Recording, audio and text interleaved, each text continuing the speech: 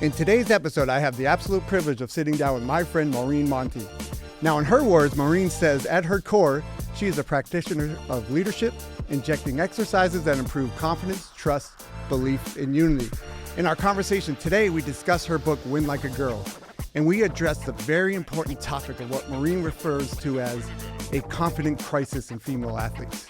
In our discussion, we break down her ideas around how competence does not always lead to confidence for female athletes.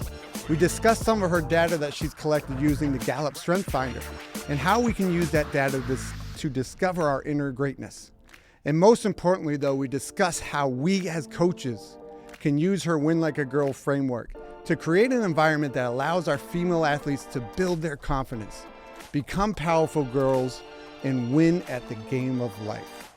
I know we're going to have so many great takeaways from this conversation. So please sit back, relax, and enjoy this conversation with my friend Maureen Monte.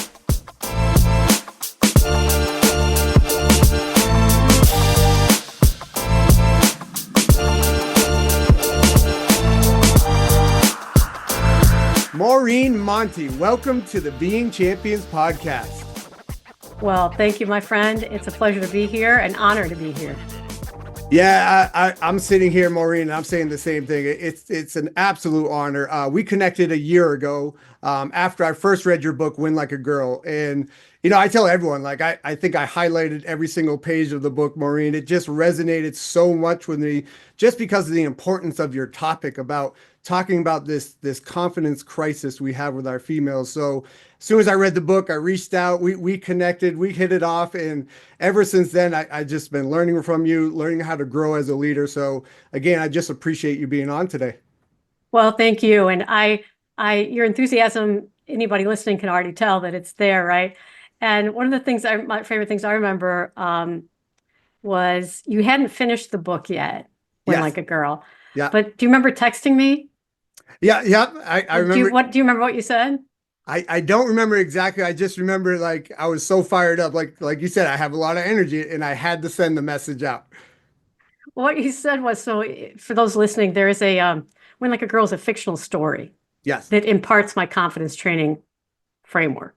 And by making it fictional, I could bring in good coaches and not so good coaches. I could bring in parents that are difficult and great parents. And I could bring in good leaders on the team and then a toxic teammate, right? And so what you texted me, the toxic teammate makes a lot of noise, like most toxic teammates do, right, on a team, and she's unhelpful.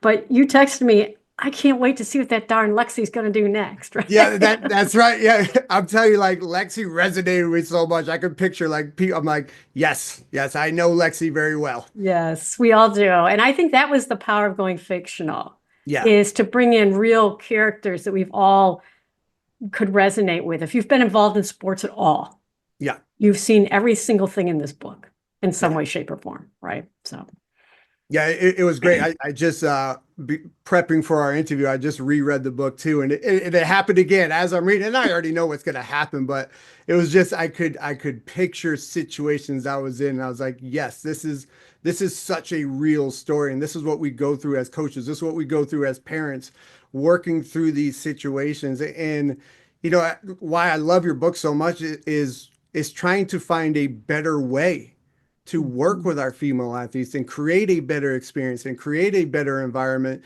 And then Maureen, I sent another email to you about after watching the Super Bowl and watching a couple of those commercials. I immediately thought about you, and I love the idea of what Nike was trying to do and what the Dove commercial was trying to do and show these powerful and these brave and these confident athletes. But then you hit me back and you said, but we have to go deeper. So what were your thoughts when you saw those commercials? So someday I'm going to write a book. Well, I'm not going to share the title because it's such a great title. I can't share. But yes. I'm going to say that there are they provided the cover of the book, but they didn't provide the book. Yeah. Right. Yeah. So I won't call it window dressing because I don't think that's fair. But what I would say is, if it was simple as saying things like, we need to have different conversations with our girls, with no guidance from Dove on how to have those, by the way. And second of all, Nike showing the, Caitlin Clark and all their best of their best. Yeah.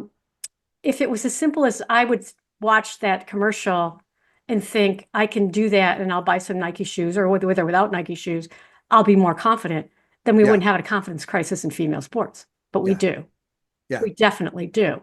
So one of my favorite quotes is, you might say that Nike empowers women, okay? Or Hmm. Dove empowers women, and I would say empowerment without guidance and practice is neglect. Yes. It is not helpful. Okay, it's Hmm. not good enough. And nobody's stronger, nobody's faster, nobody's more confident, nobody's more, the self-doubt hasn't been erased. Yeah. So, but the good news is we can train for confidence. We just have to train for confidence like we train for competence in sports. Yeah. And the athletic development model exists for a reason. Why Hmm. isn't confidence training, my confidence training framework, or anybody's, in the athletic development model for both genders, Yeah. right? Yeah. So that's my point. We're missing an essential component of the human success story, not just what I can do. I can play lacrosse, I can play hockey, I'm maybe a great goalie, but how I am as a person in that and what you can give me as a coach so that I'm at my best. I have the best job in the world. Yeah. I do, because I get to help individuals and teams, athletes and coaches, reach their full potential.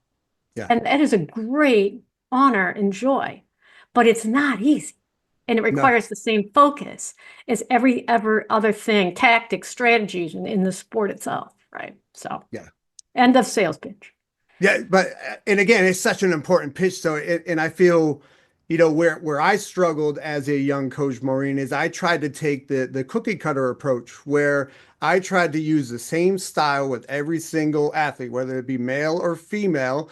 And I grew up in a time, Maureen, where I was from a command and control environment, right? So oftentimes we coached the way we were coached. So coming out in my 20s, I'm coming right out of college, right? And I just took this approach where I'm going to coach this way. I'm going to demand excellence out of my athletes because that's how I was coached. And I was missing all the stuff that you're talking about, missing the bigger picture and how can I connect better with our athletes. And then looking at some of your data and looking at some of your research, it was mind blowing to me. I'm matured through the years as a coach and understanding the power connection, but just to see some of the data where it's like 2% of our female athletes have self-confidence. So I was wondering if you could talk a little bit about your data and working in the Gallup Strength Finder and what you have found where our females are really struggling with. Sure. But I want to address one thing you said. In command and control, there's definitely times we need that. Yes. Yeah. It's most effective when you have a connection with the athletes and Yeah. coaches around you. Yeah. Then it's like, I'll follow you up the hill. We'll take the hill. We'll be like Braveheart, right? I mean, Yeah. then it's like that because of the connection that's there, right? Yeah. So it's just an overlooked component. Yeah. That's all. I would not give up on command and control. There are times when we need it. Yeah, definitely need it. Yes. They do, because we're lost. People get lost, teams get lost, they get confused, and then they're like, "Nope, here's what we're going to do: chop, chop, chop, and it's Yeah. going to be fun. And I love you guys. Get out there and do it, right?" Yeah. So, in terms of the Strength Finder data, so for those that don't know my history, I have a background in leadership and business ethics, and a background in engineering. So I do focus exclusively on the human system of success, and it's between the engineering, problem solving, and the Yeah. leadership people part, right? It's kind of this mind meld in my little brain. In 2006, I took the Strength Finder for the first time, and it is an assessment tool from Gallup. I did not invent it. And it started with the premise of asking this question: what would happen if we study what was right about people? Yeah. Okay. Rather than the fixing people, the deficit-based model. You're Mhm. broken, you're not good enough. Here's how we're going to make you a better individual, which, by the Yeah. way, is almost always through the lens of the person who's telling you that. Yeah. Meaning, this is how I would do it. Yeah. Right. So out of that, they studied 2 million people looking for excellence. Yeah. And out of that came the tool called the Strength Finder. And in the sports world, the best analogy is it's Moneyball for the inside game. Yeah. It's Yeah. Moneyball. It tells us the data on the inside, the intangibles that we rave about and we talk about, we can measure the intangibles. So everything it measures is on the inside. And as I explained to my athletes and coaches, the greatness on the inside drives the greatness on the outside. I don't care if you're a piano maestro. I don't care if you're an accountant. I don't care if you're a brain surgeon. The greatness on the inside drives the greatness on the outside. We can measure that greatness. So I have used the Strength Finder in the corporate world since 2006, building winning teams. Mhm. And the teams in San Francisco have the same problems as the teams in Singapore. Yeah. And that is, how do we connect? How do we accept feedback? How do we build trust, right? And in 2016, I worked with my first sports team, happened to be a boys hockey team, and I still work with that team every year. And we did the Strength Finder. I spent 2 hours and 45 minutes with them, and they went on to win the next, let's see, 10 of 11 games, and outscored the competition 67 to 16 goals. Yeah. And that was my first book, called Destination Unstoppable. Okay. And then I began to work with girls teams, and I'm now seeing Strength Finder data that's you at the individual level, everybody's different, but there are trends, right, in Strength Finder data, meaning the most common strength in boys is not the most common strength in girls. Yeah. Right. And the most common strength in girls is not the most common strength in boys. So over time, I'm like, 2 questions I had was, where's the high compete level in girls? Yeah. It's not as high. They care more about the connection, and then we do have competitive girls, but not a ton. Whereas boys, it's like winning is the thing for the most part, right? Yeah. And then I was like, if you hear all the time, sports builds confidence, sports builds confidence, sports builds confidence. It does not. Sports builds competence. Yes. And competence, I'm a great lacrosse player, but I'm scared to shoot in case I miss and my coach is upset, or my teammates won't like me. So competence and confidence are 2 different animals altogether, right? Yeah. So one of the talents that the Strength Finder measures, 34 different things we do well, is confidence, Yeah. self-confidence, self-assurance, it's called. And that's basically self-belief. Okay. Mhm. I believe I can do it. Yeah. And that is the willingness to leave your comfort zone and take risks, right? Yeah. So much to my shock was, out of 966, I looked today at my data, female athletes, and this has been the same number over time. The number, the database has gotten larger, but the data has not changed. Yeah. Only 22 out of 966 female athletes have confidence in their top 5 strengths. That's 2.3%. Yeah. We do not, female athletes are not confident. We have a confidence crisis in female athletes, and we can see it manifest itself any number of ways. Some awful ones, the USA Gymnastics scandal with Larry Nassar, right? Yeah.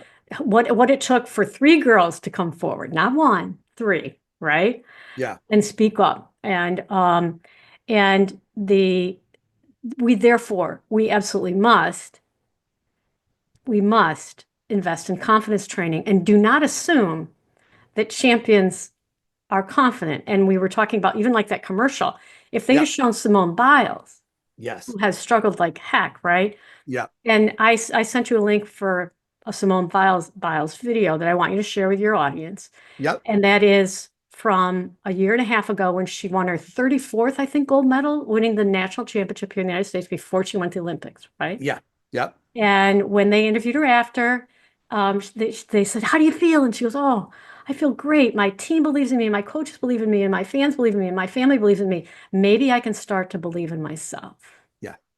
Yeah. Female athletes need you to believe in them before they believe in themselves, in general, like by a large amount.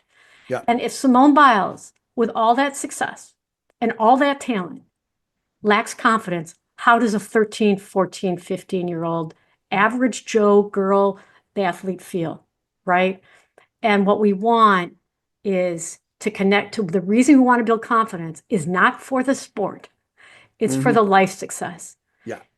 Here's a great test for coaches to give their female athletes. Ask them this question. Raise your hand if you're afraid to raise your hand in class. And you'll watch these hands hesitantly go up like this. Yeah. Right? Uh-huh. Yeah, they're afraid. And that what happens is, then they're afraid to speak up in college. Then they're afraid to speak up in the corporate world.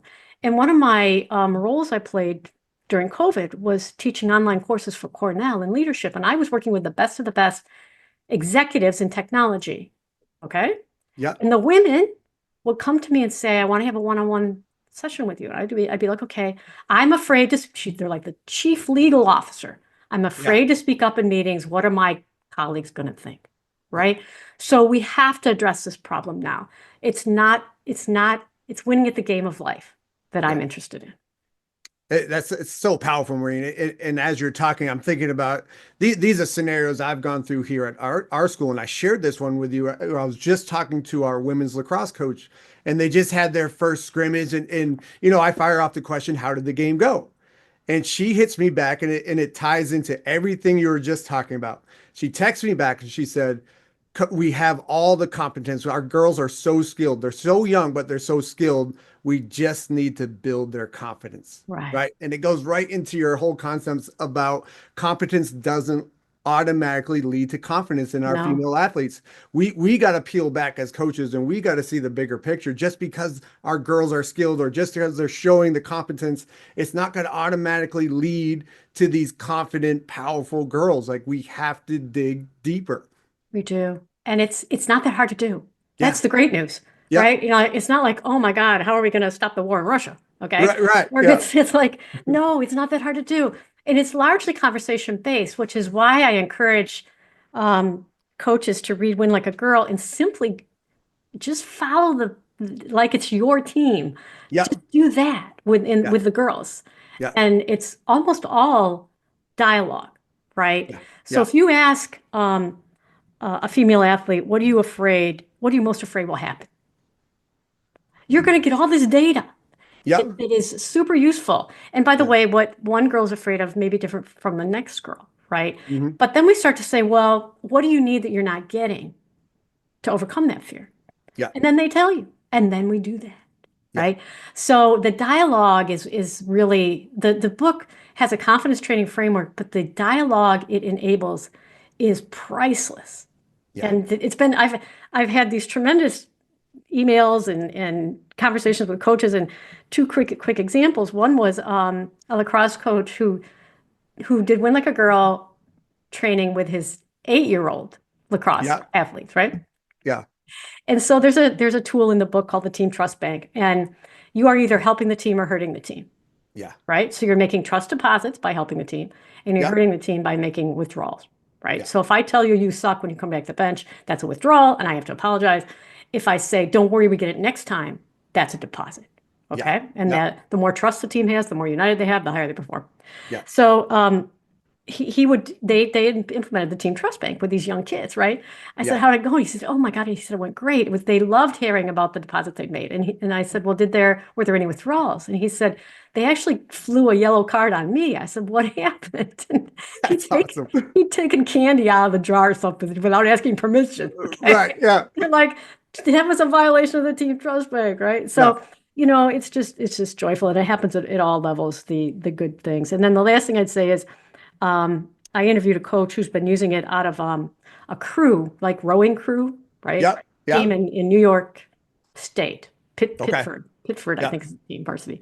And he read the book and then did kind of got off track with the relationship side of things. And then they brought him back. The girls brought him back, like Yeah. meaning you said we were going to do A, B, C, and D. Now you're not doing it. We were Yeah. doing it. Now you're not doing it, right? Yeah. And then they went in and did really well. They came in second in like the nationals or something like that. And it's back to what the female athletes need. And I didn't talk about this from the Strength Finder data, but let me do it real quick. While they only have 2.3% confidence, what they have a lot of is grit. It measures grit, Yeah. strong work ethic, not shocking, right?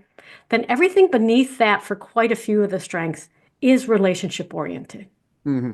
Yeah. So if they need positive encouragement, there's a strength called developer, which celebrates progress. Lots of the girls have it, but they expect you to celebrate their progress Yeah. like they would celebrate someone's progress. Hmm. So the data you get about people, their intangibles, when you do the Strength Finder with the team, is super helpful.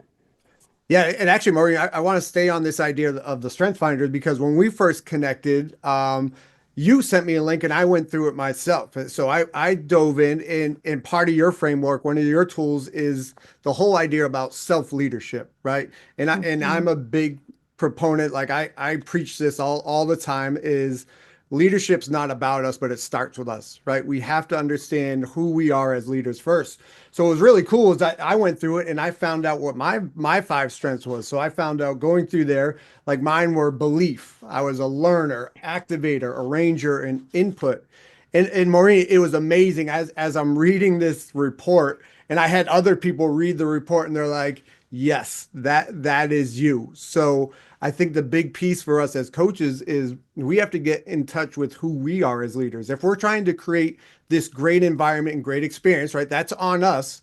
Any team setting is really about us. How are we setting up? How are we showing up for our athletes? Like going through this was such a life-changing thing for me because I got to connect with who I was, and it has made me a better leader from that day on moving forward. Yeah, and it's so refreshing to hear you say that you've been able to make such good use of the data. One of the things for those that haven't taken the Strength Finder that I love about it is you and I both share the strength of learner. Yeah. But I was looking at your report before we got on. It doesn't read at all like mine, right? Right. Yeah. So the report it gives you isn't just this, you have learner, and here are the 5 things you need to know about people that have learner, that everybody, it's not like that at all. Yeah. It looks at how all your strengths have blended together and it gives you a customized Yeah. report that's unique to you, right? Yeah. So, and the idea of self-leadership, I think it's so important. We're telling these kids they need to be leaders. And one of the things to help them relieve them of the burden of, it has to be something you do to other people. Yeah. I talk about self-leadership from the standpoint of first you must lead yourself. Yeah. And that means managing your emotions. Yeah. That means understanding that inside of you is an entire whirlwind of things that are happening and emotions and fears but what comes out of your mouth and actions you take, there's a point there. It's like this little point, Yeah. like where the inner world connects with the outer world.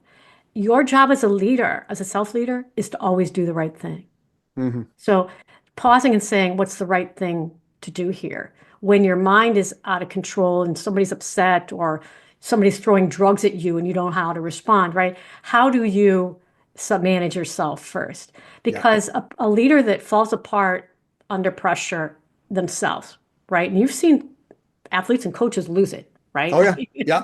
100%. You've lost the self-leadership battle at that point, right? Yeah. Um, we don't want to follow those people. We don't trust them. They're Yeah. not stable. Yeah. They don't provide hope. So it's this idea of managing the inner world that we all have, starting with you as coaches and captains too. I expect the same things of Yeah. captains, right? Yeah. So, and actually all leaders, all kids are leaders, right? I have found ways for using the Strength Finder results. If I see a boy on the boys team, there's way less empathy. Okay. I Yeah. mean, Yeah. that's not shocking. No. Um, No. but if there is, I'm like, you guys, when you're upset, you go talk to Stephen. Yeah. Stephen's got empathy, and Stephen really does care.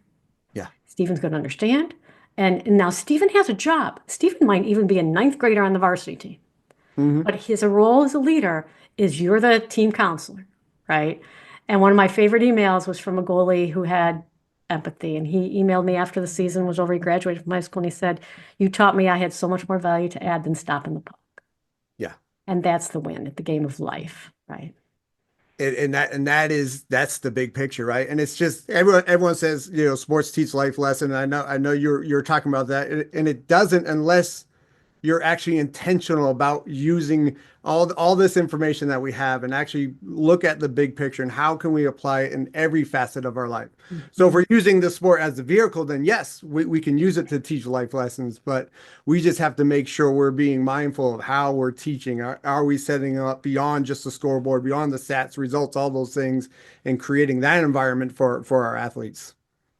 Exactly. And it's not that hard to do. Again, this Yeah. again takes a little, but of course, it's a short season. There's a lot to cover. But I just showed team some data. Um, Harvard MBAs. Okay. Yeah. You would think that's the king of the hill, right? Oh yeah. Yeah. Harvard MBAs are having trouble finding a job. Hmm. And their job search is going into the thousands. of interviews and Yep. but longer than 3 months. All right. So what is Harvard doing? They're teaching their MBAs how to build connections with other people. Yeah. So I show this data to this hockey team. I'm like, look, this is why we focus on being a great teammate. This is Hmm. why we focus on accepting feedback, right? Yeah. This is why everything I'm teaching you, they're teaching in 4 days. It's taken these people to teach these Harvard MBAs, right? And Yeah. Yeah. I'm not picking on Harvard MBAs. Yeah. It's Yeah. just, they think, oh, they must have a job like before they're born. So anyhow, the point being, you can make some of those life lessons. Mhm. Yeah. And I think a really cool point, Maureen, is, and you brought this up when we first connected, was using the data from the Strength Finder. It's almost like a cheat code where you now really get to understand who your athletes are on the inside, right? And if you're really trying to form a team, right? And that's a big thing for female athletes is they want to feel safe, they want to feel connected, they want to build relationships, right? If we have this information, like you were saying, like if you know someone is high on empathy, well, when we need to bring our team together, we go lean on Susie or we go lean on That, Sarah, right? We have this information now where we can build this, and we hear it all the time, like girls, we need to bond to battle, right? They right. have to bond first before they go to Mhm. battle. Guys, Mhm. we're the other way. We're gonna battle. That's how we bond, right? Right. And so I think the importance for us as coaches, again, is be willing to take these steps. And the email you sent to me is sometimes as coaches, we're afraid to take that step. We're afraid to try something new. A Yeah. great conversation I had, I don't know if you're familiar with Kath Bishop. She's a I'm former not. British Olympic rower. She wrote this book called The Long Wind. And that was a question she challenged me was when was the last time you tried something new? Right. And Maureen, like I sat there and we're all creatures of habits. Like I was set in my ways. I couldn't even think of something that I did new. So I had to like sit back and ask, okay, what do I need to change in my environment? What do I need to try something new? And I think this is a big point for our coaches. And looking at your Win Like a Girl framework is just taking that step, having the courage to take that step, Right. You start do not working need through it. me. You do not need me. You do not Yeah. need a course on how to do Win Like a Girl. I promise. Right. And if we're demanding that our girls step outside their comfort zone, and one of the exercises is making the great escape from comfort castle. Okay, you Yeah. have to leave. I make my athletes, we have to do one thing a day outside of comfort castle. Well, Yeah. coaches, it's time to eat our own dog food. Yeah. Okay. And we have to do some things that are might be a little bit outside your comfort zone, right? But once you do, and by the way, you can say to the girl, what's wrong with saying to the girls, listen, I don't know exactly what I'm doing, right? Yeah. But I've read this book, and there's something where we talk about team gravity. What's holding this team back? Yeah. Let's talk about team gravity. Right. You Yeah. can't do that? Of course you can, right? So it doesn't have to be perfect. It just has to Yeah. be go for it. And good things will come of it. And you'll learn and do it differently or better next time, or maybe it'll be perfect the very first time, right? But one point, your point about the Strength Finder, I just wanted to emphasize that there's a great coach in Florida, Jane Chapman, who's at Plant High School. Yeah, Yep, playing high school. Plant Yep. High School. Yeah, Okay. we've talked about them before. Yeah. Right, right. And I remember I've worked with many lacrosse teams, and years ago, she said, I've got a girl that's driving me crazy. Um, and she keeps demanding to know when she's going to start. Okay. Yeah. And so, pardon me. We looked at the young lady's strength finder results, and she had futuristic. Yeah. She needs to know what's going to happen in the future. And I said, she needs to know that. Now, you can't tell her. Maybe you can't tell her right now when she's exactly going to start, right? Yeah. But you could say these are the three things that'll get us to the date when you're going to start. And if that you can take that focus, but she's constantly looking over the horizon and helping her achieve that understanding. Will go a long way. Yeah. Excuse me. I told you I'm coming off of the flu and COVID, so I Yeah. apologize. Yeah. We're all good. Go ahead. Was there something else I should say? Well, you just talking about Plant City and futuristic and some of the things I'm thinking about, and this is how I'm starting to use it because now we're in our spring season. I'm going to start working with our girls lacrosse team. The one that I really love and the one that really sticks out to me, Maureen, is this powerful girls versus girl power. And so I'm going to talk to our team on Friday, but I was wondering if you could break that down for us. Like, what is the difference between a powerful girl versus just having girl power? Yeah. So the for reasons I can't really put a finger on, girl power's always annoyed me. Yeah. Yeah. The phrase. I'm like, Yeah. that is the dumb. We never say boy power, Right. right? We don't say mom power, Yeah. right? Yeah. Um, so it dawned on me one day that we're that girl power actually is disempowering because it implies that the girls have to be together to be strong. Yeah. Okay. Yeah. And some of my big wins with athletes have been when they were forced into something, a very challenging situation and stood up for themselves by themselves. Yeah. Okay. Girl power does nothing for you. Girl Hmm. power is pixie dust, right? Powerful girls are able to know their power, which the Strength Finder helps a lot with that, Yeah. own their power, Yeah. and do three things, three critical life skills that women in general are less inclined to do. One, say no and mean it. Yeah. No. And you don't have to put a cute face on. You Yeah. freaking say no, leave me alone. Yeah. Okay. Two, you say yes. Hmm. Yes, when you want something. Yes, I want to be captain. I'm working with a young lady who's a pilot, commercial pilot she graduated from high school at 16. At age 21, she's flying commercial planes. Yeah. She said yes. Now she's struggling a little bit with some Yeah. confidence things, Yeah. but you want to say yes to opportunities that come along. Yes, I want that promotion, Yeah. right? So, and then ask for help when they need it. Yeah. And that's the asking for help, speaking to strangers. And I use an example in One Like a Girl. It was based off one of the young women I worked with. Um, and this is, let me just give you a real quick example of how simple the saying no, how hard it is for them.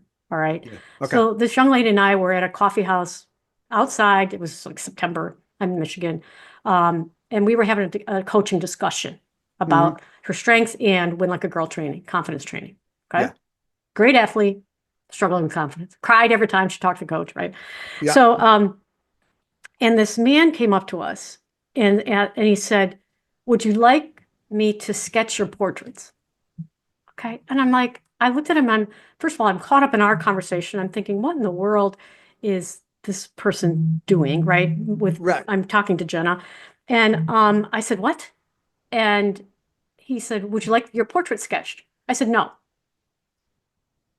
I don't. Right. And so Yeah. he stood Yeah. there and he said, um, you don't want your portraits? I said, we do not want our portraits sketched. Yeah. Okay, I'm now very annoyed and ready to stand up, right? Yeah. So I look at Jenna and her eyeballs are like ginormous, right? Yeah. And I remembered that she had the strength of harmony. Yeah. Okay. Harmony does not like conflict. Hmm. It would Yeah. rather bury its head in the sand in many cases, right? Yeah. So I said to her, Jenna, did that make you uncomfortable? And she said, oh, I could never do that. Yeah. And that's Yeah. when I'm like, oh, now I know what we need to go after. But then I thought, did Jenna want her portrait sketched? And because I didn't even think of asking Jenna, would you like your portrait Right. sketched? Yeah. I'm like, Yeah. get out of You're here, like, no, right? we're done. We're done. Get We're out of done. here. Yeah. So, and she said, no, I didn't want that. And I Yeah. said, so if he'd ask you without me, what would you have said? She said, I would have said yes. Yeah. I said, why would you say yes when you don't want your portrait sketch? And she Yeah. goes, well, I don't like to disappoint anybody. And it went on to a conversation where she had signed a petition at a Target store. Some guy approached her outside Target. She was buying gum. And she wanted to disappoint him, didn't even know what it was about. And then he followed her around the store for 10 minutes, stalking her, asking for money. And she didn't know Yeah. what to do. Yeah. Now we've got a problem, right? That's Yeah. why we train for saying yes and saying no and asking for help when you need it. She should have asked for help, right? Yeah. But didn't know Yeah. how. And that was 3 or 4 years ago. She's gone on. She went on to run for student council. She became captain of the soccer team. She's now in charge of a sorority at the University of Michigan. Was never going to go to U of M. It's way too big and scary. She got Right. in, right? So it's amazing what, with a little bit of confidence training, and they Yeah. practiced then, right? And she Yeah. had to tell me what she was doing outside of Comfort Castle every day. Good things happen. So that's just an example. And back to the plant team. Last year, they lost in the state final after undefeated. And Jane Chapman, Coach Jane, is one of the best practitioners of Win Like a Girl Yeah. framework. So you Yeah. could always tap her too. Yeah, awesome. And I think the biggest thing, Maureen, is just hearing how intentional you are when you work with your athlete, or how intentional the coach is out in Plant City. It's just not one of these things where like, oh, we're going to work on it just for one day. Like this has to be a continuous thing, right? And you bring up in the framework, and you talked about it earlier. It's just like we as coaches, we have to be the brokers of hope. You Like we do. have to tell our female athletes, I believe in you unconditionally, right? Right. It's not when things happen, when good things happen, when bad things happen. Like we believe it in you unconditionally. We're going to Yeah. be that broker of hope first, because our girls need that in that Do. conversation with the picture. It's like a lot of times our female athletes, they want to be liked first before they're actually Absolutely. respected. And it's just giving them that confidence, right? In working through these scenarios and having the trust bank and being willing to hold each other accountable. Because I mean, like you said, trust is never neutral. We also say Mhm. influence is never neutral. Like, how Mhm. do we build this? How do we be intentional? Because I just like just seeing progression, right? And watching these girls go from the shy, timid to confident and successful in every facet of Right. life. That's what it's about. That is. That's the win. That is the There is win. no other win. There really isn't. State championships come and go. Yep. You get a state championship, you don't get money, you don't even get a good grade, you don't get to skip a grade, you Yeah. don't get to graduate early. Yep. So that doesn't change your life. But pursuing a state championship like a pack of wolves and becoming confident, that will change your life. Yeah. And I think that, obviously a big obstacle is fear, right? And I heard in an interview, and I love this line, Maureen, you said, fear is nothing but a puddle. Like when you use that, like how do you help your female athletes? How do we work through this fear? What do we do with our athletes to help them overcome this fear? They have to be willing to step into the puddle, right? Yeah. And what it feels to them like is this deep sea filled with awful creatures that are going to bite their leg off, right? Yeah. And nobody's leg ever fell off from discomfort, but and therefore, and we don't have to go from, your biggest fear. Start with something small. The athlete I was speaking about a minute ago regarding the man in the sketching guy, her first thing that she did that she sent back to me was outside her comfort zone was going to the car wash by herself. Yeah. Okay. Yeah. And Yeah. that's the win. I Yeah. celebrated that like she had just, taken the hill in the war. Yeah. So it's letting them start small. Because what happens is the moment they do something they're afraid to do and they don't die, right? Which is what Yeah. they're feared. They're Yeah. sure they're going to die in some way, shape, or form. Their energy goes through the roof and then they want more of that, Yeah. right? Yeah. So a little bit further next time, a little bit further next time. And that's as you get out into what I call the sea of fear, you realize it's a puddle. Yeah. And we're not going to let a puddle prevent us from reaching our full potential, right? Yeah. So, Yeah. but it's encouraging those baby steps, and I think also sharing what coaches have been afraid of in the past, right? Yeah. What when Yeah. you were an athlete, what were you most afraid was going to happen, right? So, one of the things I struggle with coaches is they want to be the provider of all the answers in the room, Yeah. and my take is let's build off the collective wisdom of the girls in the room. And Yeah. if you assume you know what's bugging them, you are wrong. Yeah. Okay, you will be wrong. You cannot be 100% right, right? Yeah. Yeah. And I have a workshop tonight with a Canadian ringette team, which is a little bit like hockey, Okay. Yeah. faster paced. But the I remember the coach, and I'm like, this is part of the problem, and she's great. But when the one thing the exercise we do in when like a girl is you rate your confidence level, right? Yeah. We actually Yeah. rate it, we track it, right? Yeah. And like we track other things in sports. And when she saw what the girls were rating themselves at, she was mortified, right? Yeah. And she said, "Girls, you need to be more confident." And I said, telling them to be more confident is like telling them they need to be taller, right? It Right. doesn't, they are where they are, but the good news is we can train for confidence. Let's Yeah. understand what they're afraid of. Let's work on what they need Yeah. to be more confident in that particular thing they're worried about. And then good things it'll start to snowball, Yeah. right? So Yeah. And I love it. And you started off our conversation saying that all this is just simply a conversation with our teams, all right? conversation. And we Mhm. have to be vulnerable as coaches too. We have to be willing to share what our fears are. What are some of our doubts? What are some of the Mhm. things that we don't want to do in life that we're timid about, right? And again, for me, it always comes back to us as coaches. Like, what is the environment we're setting up? Are we willing to be vulnerable? Do we hold ourselves accountable, right? Are we actually working on our own inner confidence, right? So I think Right. that's such a huge point is, as coaches, us taking that step too and being willing to go in the puddle, right? Get out of Mhm. this the sea of fear and just jump into the puddle and Yeah. allow ourselves to be vulnerable in front of our athletes. Absolutely.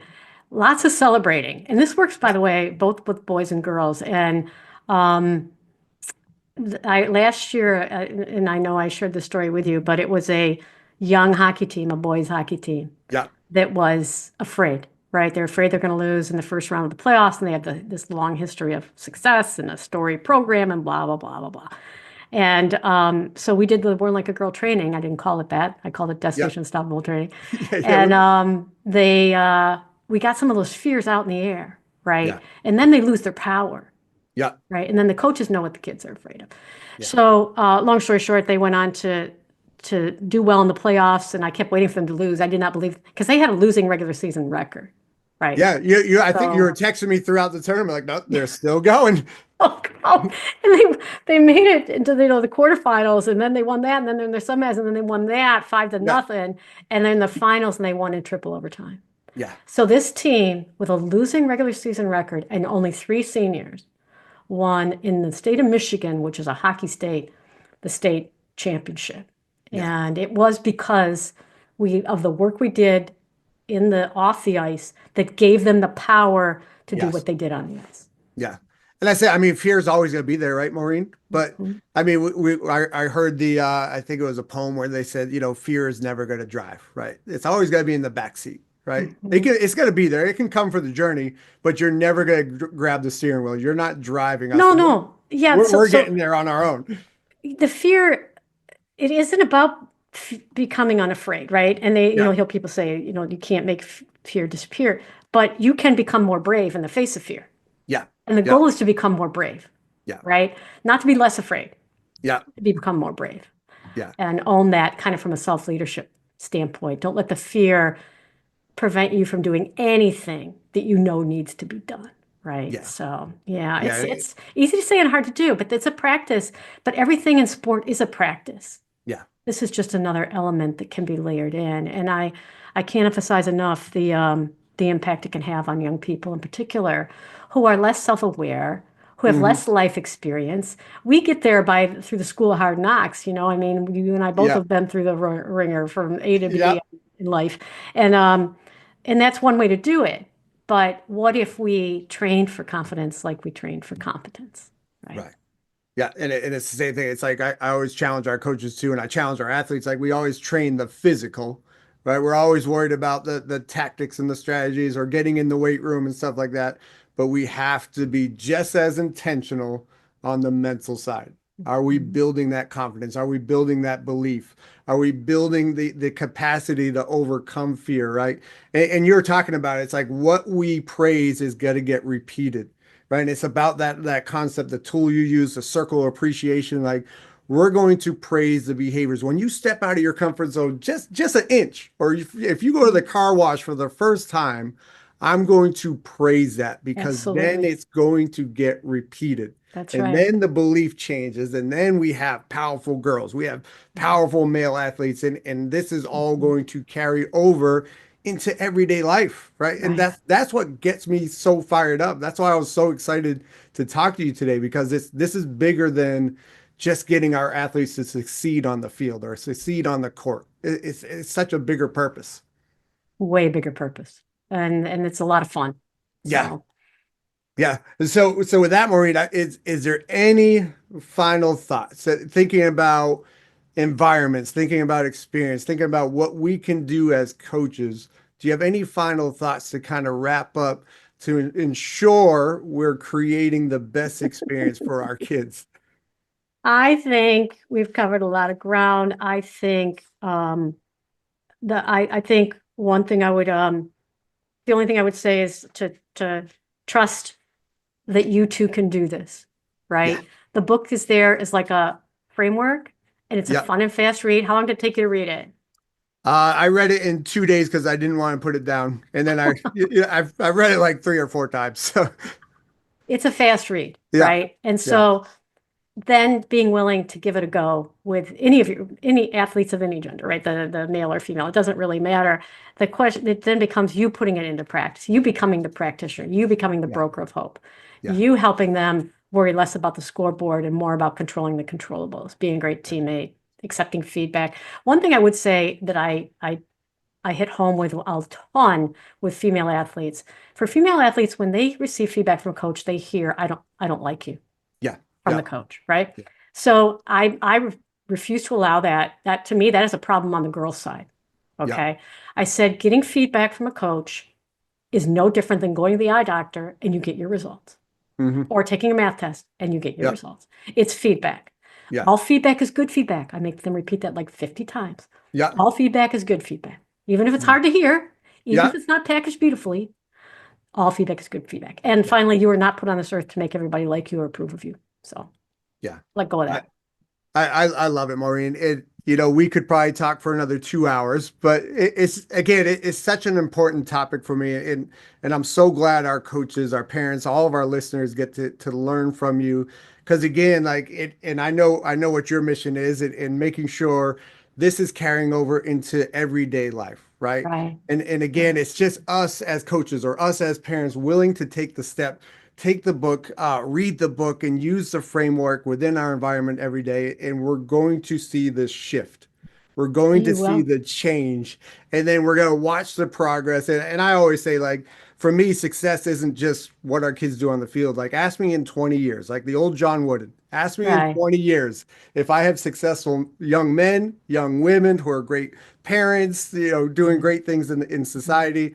That's what it's all about. But again, it starts with us having the courage to put this into practice, and we're going to bring the best out of everyone within our environment. I love it. And I think I have no doubt and have always appreciated your enthusiasm for the topic and your ability to bring this about. And I'm waiting for the day where one school system Yeah, decides to do this with all their athletes. yeah, I'm waiting for that day because that will change the school, yes, right? It won't just change the athletes, that will change the school. And finally, and we didn't discuss that, but if there's a group that want to get together and do like a coaching, they take the strength finder, they read the book, we talk about their strengths and implementing the yeah, framework. I'd be happy to do that. 100%. Yeah. So if our listeners want to get in touch with you, how can they do that? My website is maureenmonte.com, MaureenMonte.com. And I've shared some links with you, and you can Yeah, I'll share have that with that. them. That has a little bit more data, and including a video on my website about the 5 things female athletes fear most. So Okay, awesome. Well, Maureen, again, I can't thank you enough. thank This was you. an amazing conversation, and I can't wait for our listeners to hear this, learn from you, grow from you. So thanks again for being on the Being Champions podcast. It's a great opportunity. And thanks so much, man. Thank you. We'll talk soon. Okay. All right. Hey, listen, I hope you all enjoyed that conversation with Maureen. And I had so many great takeaways, but I think the main one for me as a coach and in the challenge for coaches is what we talked about is just having the courage to try something new and be mindful of the environment we are creating for our athletes. Are we helping our female athletes actually build their confidence to become these powerful girls and to really just win at the game of life? And if we have any athletes out there listening, any female athletes out there listening, I think the challenge is to seek out help. Find those people in your corner, find those coaches, find those mentors, find someone to help you take that first step. And it's not doing anything huge, it's just doing the small little things every single day to help build that confidence. So with that, I always appreciate you all listening to the Being Champions podcast, and I hope you all tune in next week. Thanks.